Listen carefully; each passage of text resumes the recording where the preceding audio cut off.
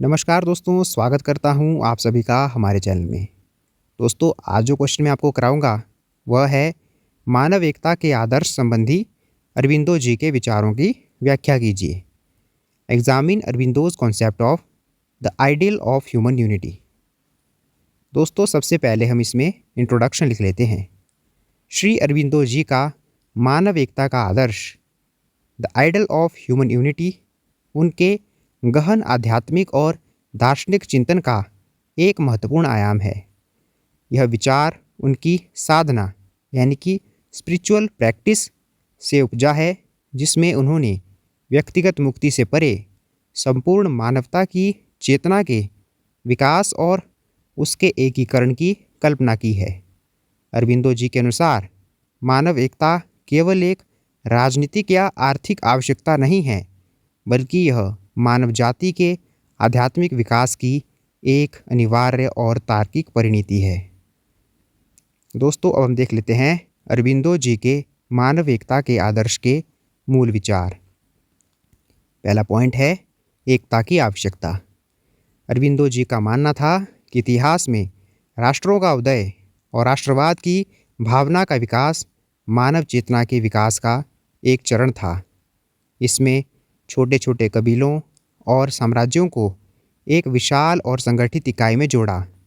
लेकिन अब राष्ट्रवाद अपने चरम पर पहुंच गया है और यह मानव प्रगति के लिए एक बाधा बन गया है। आज की दुनिया में जहां वैज्ञानिक और तकनीकी प्रगति ने दूरियों को मिटा दिया है, राष्ट्रों के बीच टकराव और युद्ध मानवता के अस्तित्व के लिए खतरा बन गए हैं। इसलिए अब मानव एकता की ओर बढ़ना अनिवार्य हो गया है। एकीकरण के चरण। अरबिंदो जी ने मानव एकता के विकास को 3 संभावित चरणों में देखा। पहला है यांत्रिक या बाह्य एकता। यह एकता का सबसे निचला स्तर है, जहां राष्ट्र केवल आर्थिक या राजनीतिक दबाव के कारण एक दूसरे से जुड़ते हैं। इसका उदाहरण अंतर्राष्ट्रीय संधियां या लीग ऑफ नेशन जैसी संस्थाएं हैं। यह एकता अस्थिर होती है और इसमें राष्ट्रों के बीच टकराव की संभावना हमेशा बनी रहती है। अगला है आत्मसचेत एकता।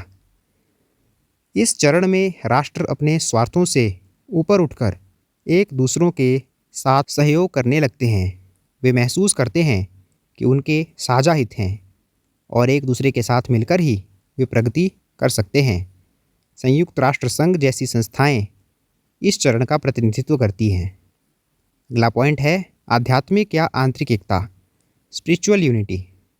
यह अरबिंदो जी के लिए एकता का सर्वोच्च और अंतिम आदर्श है।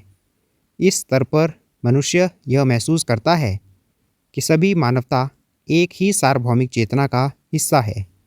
वे एक दूसरे को बाहरी राष्ट्रों या संस्कृतियों के रूप में नहीं, बल्कि एक ही मानव परिवार के सदस्य के रूप में देखते हैं। यह एकता बल, भय या बाहरी दबाव से नहीं, बल्कि आंतरिक बोध और प्रेम से उत्पन्न होती है। अगला पॉइंट है राष्ट्रों का भविष्य। अरबिंदो जी ने राष्ट्रवाद को पूरी तरह से समाप्त करने का समर्थन नहीं किया। उनका मानना था कि राष्ट्रों को एक विशाल विश्व राज्य में विलय करने की आवश्यकता नहीं है, बल्कि राष्ट्र अपनी विशिष्ट पहचान और संस्कृति और स्वायत्तता बनाए रख सकते हैं, लेकिन उन्हें एक विश्वव्यापी संघ वर्ल्ड यूनियन के भीतर काम करना चाहिए। यह संघ सभी राष्ट्रों को एक साथ लाने और उनके बीच सहयोग को बढ़ावा देने का कार्य करेगा। अब हम देख लेते हैं एकीकरण के मार्ग में बाधाएं। तो इसमें पॉइंट है राष्ट्रवाद की संकीर्णता। राष्ट्रवाद की संकीर्ण भावनाएं और राष्ट्रों का अपने स्वार्थों को प्राथमिकता देना एकता के मार्ग में सबसे बड़ी बाधा है। साम्राज्यवाद और शक्ति की इच्छा।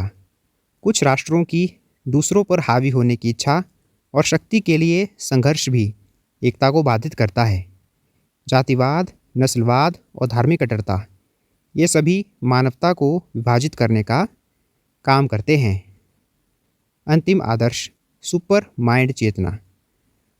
अरबिंदो जी के अनुसार मानव एकता का अंतिम लक्ष्य मानव चेतना को सुपर माइंड तक विकसित करना है, सुपरमाइंड एक ऐसी चेतना है जिसमें व्यक्ति अपने छोटे अहम ईगो से ऊपर उठकर संपूर्ण मानवता के साथ एक हो जाता है। यह एकता तभी संभव है जब मनुष्य अपने भौतिक और मानसिक स्तर से ऊपर उठकर आध्यात्मिक स्तर तक विकसित हो। तो दोस्तों, अब हम इस प्रश्न का निष्कर्ष लेते हैं। श्री अरबिंदो जी का मानव एकता का आदर्श केवल एक राजनीतिक योजना नहीं है, बल्कि यह एक गहन आध्यात्मिक दृष्टि है।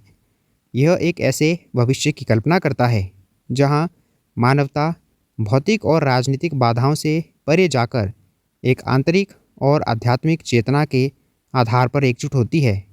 यह एकता राष्ट्रों की पहचान को समाप्त नहीं करती, बल्कि उन्हें एक बड़े वैश्विक परिवार के हिस्से के रूप में देखती है।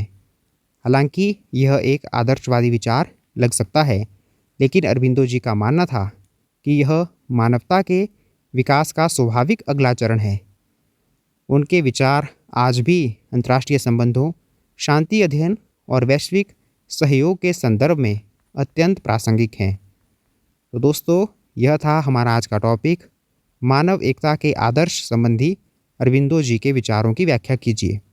दोस्तों, उम्मीद करता हूँ कि आपको आज का टॉपिक आसानी से समझ आ गया होगा, और अगर आपको हमारी आज की वीडियो अच्छी लगी हो तो आप इसे लाइक कर सकते हैं, इस वीडियो को शेयर कर सकते हैं और हमारे चैनल को सब्सक्राइब कर सकते हैं। धन्यवाद दोस्तों।